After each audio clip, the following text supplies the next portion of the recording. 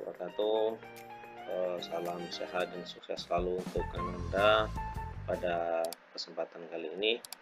Demi untuk menyambung pembelajaran kita, terutama untuk kelas 10 pada tahun pelajaran 2021-2022, yang mana kita akan mempelajari mengenai tentang bab 3, kewenangan lembaga-lembaga negara menurut Undang-Undang Dasar Negara Republik Indonesia tahun 1945. Demi untuk menuntaskan pembelajaran kita di bab 3 ini, sedikit kita sampaikan bahwasannya pembelajaran yang akan kita uraikan hari ini mengenai tentang supra dan infrastruktur sistem politik di negara Republik Indonesia. Pada kelas 10 ini yang akan kita bahas, dan karena sudah mendekati ujian semester ya, jadi kita harus sama-sama mengejar materi, dan ini juga dipergunakan untuk mendalami materi kita mungkin pada saat luring kita masih belum sampai dan kita buatkan secara daring untuk yang ingin mengingatnya. Baik, untuk bab 3 ini ada pun indikator yang harus kita ketahui, salah satunya adalah menjelaskan pengertian supra dan infrastruktur. Ya, pada indikatornya adalah menjelaskan pengertian supra dan infrastruktur, kemudian mengidentifikasi supra dan infrastruktur lembaga negara Indonesia. Adapun tujuan pembelajaran kita pada kesempatan kali ini untuk bab 3 adalah siswa dapat menjelaskan pengertian supra dan infrastruktur.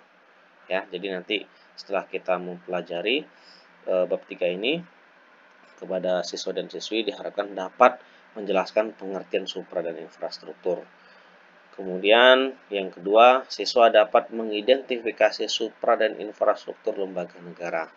Nah, jadi dari indikator dan tujuan pembelajaran kita kali ini cukup jelas sekali bahwasanya kita memang harus dapat menjelaskan dan kemudian dapat mengidentifikasi. Kemudian apabila nanti masih kurang jelas penyampaiannya, bisa ditanyakan secara luring ataupun pada saat kita ketemu di kelas ataupun melalui grup WA kelas kita juga boleh. Nah, sebelum kita berangkat ke supra dan infrastruktur yang kemarin juga sudah kita sedikit bedah di dalam kelas, adapun kita berangkat mulai dari sistem. Apa sih sistem itu? Ya, sistem itu adalah suatu kesatuan yang terdiri atas komponen atau elemen yang dihubungkan bersama untuk memudahkan informasi untuk mencapai sebuah tujuan. Nah, sama halnya dengan kita, jangankan hanya negara, kelas kita juga membutuhkan sistem. Apa contoh terkecil di dalam sistem kelas kita? Yaitu adanya struktur organisasi kelas. Nah, di mana sistem ini mereka akan saling berkaitan untuk mencapai sebuah tujuan, ya. Jadi antara satu dengan yang lainnya mereka saling berkomunikasi, antara satu bidang yang satu dengan bidang yang lain juga mereka saling berkomunikasi, yang tak lain tak bukan adalah untuk mencapai sebuah tujuan. Begitu juga negara. Negara juga seperti itu, adanya sebuah sistem mulai dari lembaga-lembaga negara sampai ke tingkat organisasi-organisasi yang ada di daerah kita, sehingga mereka saling berkoordinasi, mereka saling berinteraksi untuk mencapai sebuah tujuan, ya. Nah, setelah sistem apa lagi? Ternyata kita harus mempelajari mengenai tentang politik. Politik itu apa sih ya? Nah, politik adalah sebuah ilmu untuk meraih kekuasaan secara konstitusional maupun non-konstitusional. Nah, maksudnya apa? Maksudnya adalah ilmu untuk meraih sebuah kekuasaan secara konstitusional, secara aturan undang-undang ataupun secara non-konstitusional. Nah, politik ini biasa kita pergunakan di dalam kehidupan kita, di dalam kehidupan berbangsa dan bernegara ya, untuk mencapai sebuah tujuan atau meraih sebuah kekuasaan untuk diri kita dan dapat memegang kekuasaan dalam sebuah kepemimpinan. Oke, kita lanjut. Sistem politik.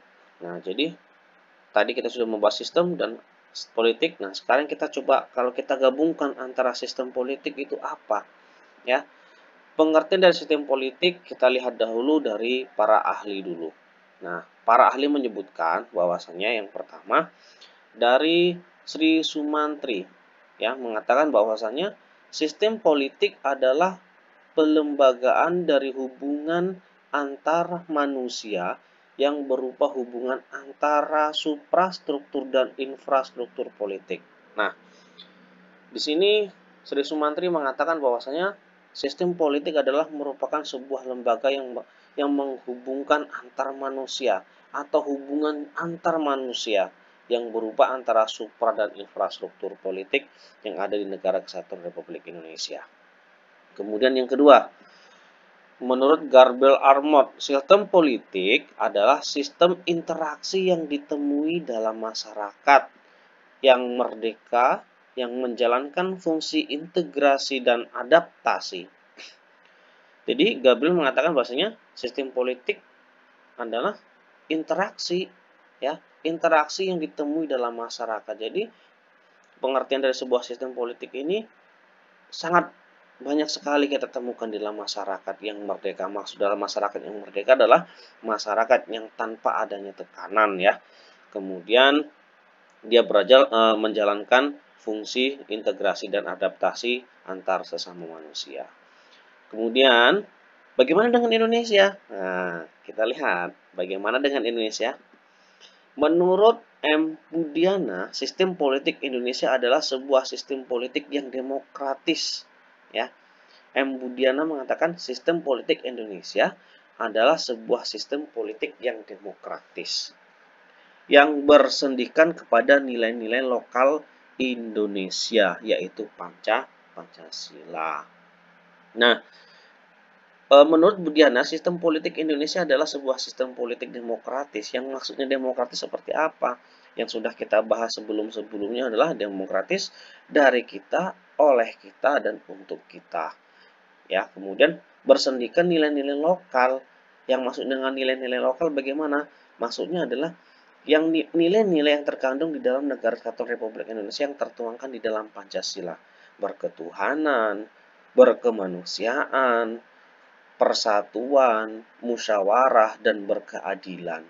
Nah, jadi sistem politik di negara Indonesia adalah berdasarkan demokratis dan Pancasila supaya semuanya sama-sama membangun Negara Kesatuan Republik Indonesia menjadi yang lebih baik lagi. Nah, ciri-ciri khasnya bagaimana? Ciri-ciri khas sistem politik yang membedakan dengan sistem sosial lainnya adalah yang pertama, ternyata sistem politik itu daya jangkaunya itu universal. Apa itu universal? Universal adalah meliputi semua anggota masyarakat. Jadi sistem politik ini tidak ada yang membedakan antara yang satu dengan yang lain. Jadi universal, semua kalangan masyarakat di Negara Kesatuan Republik Indonesia boleh yang melakukan sistem politik Indonesia. Nah, ini yang membedakan dengan sistem sosial lainnya. Kemudian yang kedua, adanya kontrol yang bersifat mutlak terhadap pemakaian kekerasan fisik. Nah, kontrol yang bersifat mutlak bagaimana? Yang tadi sudah tertuang di dalam Pancasila, yaitu sila kedua, kemanusiaan yang adil dan beradab. Jadi, di dalam sebuah sistem politik di Negara Kesatuan Republik Indonesia kita ini terkontrol bersifat mutlak terhadap pemakaian kekerasan fisik. Jadi tidak boleh ada kekerasan fisik, ya. Kemudian yang ketiga, untuk yang ketiga, keputusannya bersifat otoritatif, artinya mempunyai kekuatan legalitas dan kerelaan yang benar. Ya, jadi semuanya harus dilegalisasikan supaya semuanya bisa berjalan sesuai dengan hukum yang berlaku. Kemudian yang keempat, hak menurut keputusan-keputusan yang mengikat dan diterima secara sah. Maksudnya bagaimana? Memuat hak-hak sebuah keputusan-keputusan yang dihasilkan dari sebuah sistem politik, ya, kemudian diterima secara sah oleh pemerintah, sehingga semuanya bisa dilaksanakan atau dipatuhi oleh seluruh warga masyarakat Indonesia. Ya, itulah ciri-ciri sistem politik yang membedakan di Negara Kesatuan Republik Indonesia. Jadi, suprastruktur politik apa sih? Ya, suprastruktur politik terbagi atas menjadi dua, suprastruktur Kemudian infrastruktur. Nah, ini yang membedakan antara supra dan infra dan diikuti oleh kata struktur. Jadi, struktur politik Indonesia terbagi atas menjadi dua, suprastruktur dan infrastruktur. Nah, kita lihat dulu, apa sih suprastruktur dan infrastruktur politik? Nah, kita harus tahu nih supaya nanti tidak ada apa namanya? Tidak ada pembeda lagi atau kita sudah mengetahui bedanya apa sih suprastruktur dan infrastruktur. Yang pertama, suprastruktur. Nah, suprastruktur politik adalah sebuah organisasi atau lembaga resmi negara. Ingat ya. Nah, ini kita lihat atau kita ambil dari sebuah kata kunci yang pertama di sini dari suprastruktur adalah organisasi atau lembaga resmi negara. Nah, ini yang harus utamanya kita ambil kata kunci dari suprastruktur. Organisasi atau lembaga resmi negara yang dibentuk berdasarkan konstitusi. Nah, yang dibentuk berdasarkan konstitusi adalah yang dibentuk berdasarkan aturan. Konstitusi itu adalah sama dengan peraturan perundang-undangan yang berlaku dalam negara tersebut. Di Indonesia, ternyata suprastruktur bertumpu pada trias politika. Nah, apa itu trias politika? Ayo, siapa ada yang tahu? Mungkin yang sudah pernah membuka dan pernah mendengar apa sih itu trias politika? Ya, trias politika terbagi dalam 3 kekuasaan. Jadi trias politika itu tergantung dari sebuah 3 kekuasaan. Kekuasaan apakah itu? Ya, dalam sebuah negara itu adanya legislatif, eksekutif, dan yudikatif. Nah, jadi bisa kita simpulkan dari suprastruktur yang kita ketahui. Jadi suprastruktur adalah merupakan organisasi atau lembaga resmi negara yang dibentuk yang terbentuk berdasarkan konstitusi yang berdasarkan kepada trias politika. Trias politika yaitu terbagi atas 3 kekuasaan. Jadi bertumpu suprastruktur itu kepada 3 kekuasaan yaitu legislatif, eksekutif, dan yudikatif. Kemudian yang selanjutnya, suprastruktur politik yang tergolong dalam lembaga tertinggi negara Indonesia ada berapa? Siapa yang tahu? Ya, yang pertama adalah Majelis Permusyawaratan Rakyat. Nah, ini adalah suprastruktur. Kan tadi kita sudah tahu itu. Apa sih pengertian suprastruktur? Lembaga resmi. Nah, salah satunya adalah Majelis Permusyawaratan Rakyat atau yang disebut dengan MPR. Kemudian yang kedua, ada Dewan Perwakilan Rakyat ya atau DPR. Kemudian yang ketiga, Dewan Perwakilan Daerah atau DPD. Kemudian yang keempat ada Presiden dan Wakil Presiden. Kemudian yang kelima adalah Mahkamah Agung. Kemudian yang keenam adalah Mahkamah Konstitusi. Kemudian yang ketujuh adalah Badan Pemeriksa Keuangan. Nah, jadi suprastruktur di negara Indonesia ada 7 ya. Ada 7 yaitu MPR, Dewan Perwakilan Rakyat atau DPR, DPD, Presiden dan Wakil Presiden, kemudian Mahkamah Agung, Mahkamah Konstitusi, dan Badan Pemeriksa Keuangan. Jadi ini adalah suprastruktur yang ada di Negara Kesatuan Republik Indonesia. Next, kita lanjut. Infrastruktur politik Indonesia.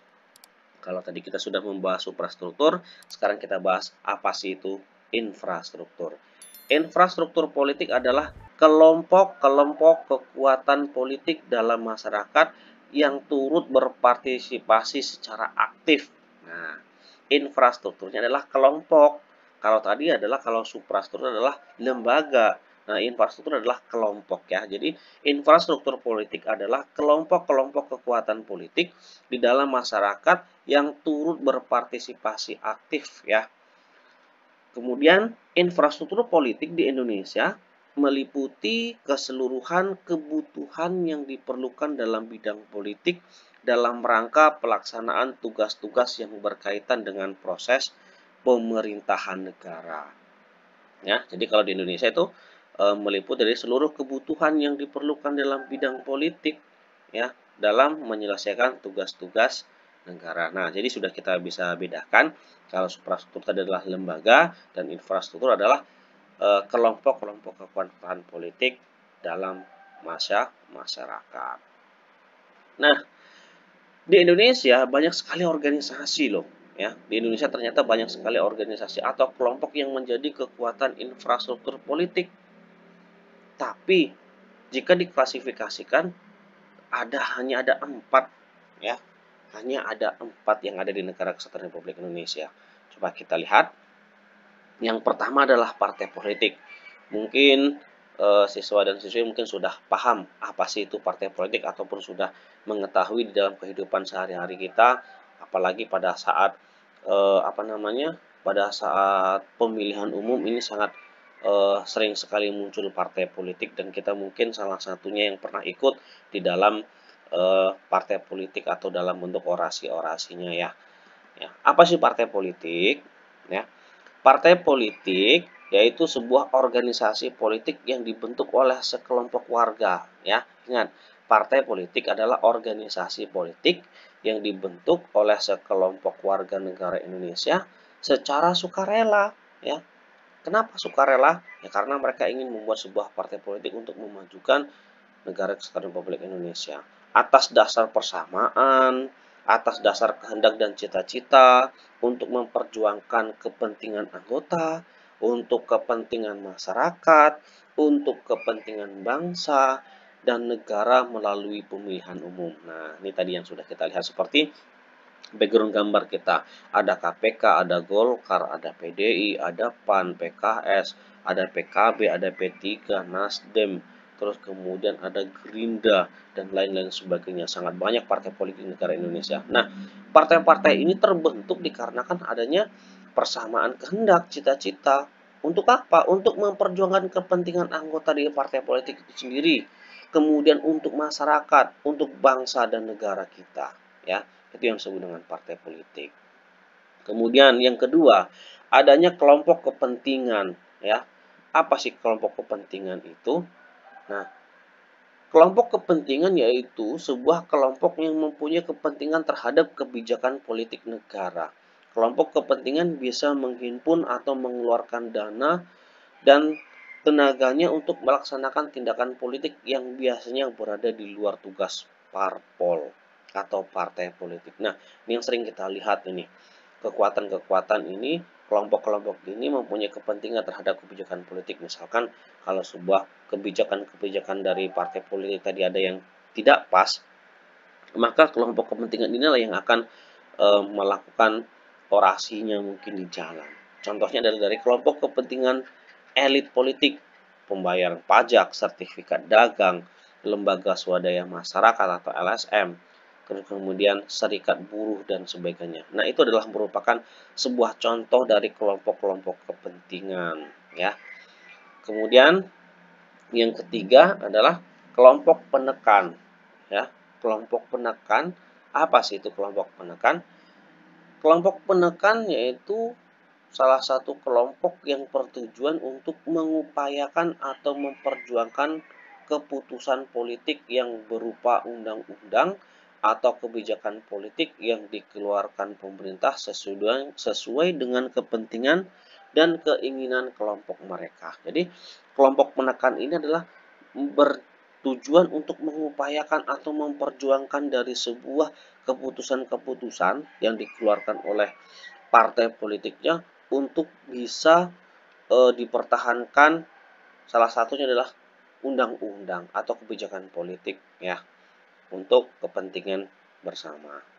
Kemudian ini adalah bentuk salah satu kelompok penekan, kemudian mereka yang sering menyuarakan, mempertahankan seperti yang sudah kita ketahui juga kemarin adanya penolakan Omnibus Law ya di negara kita.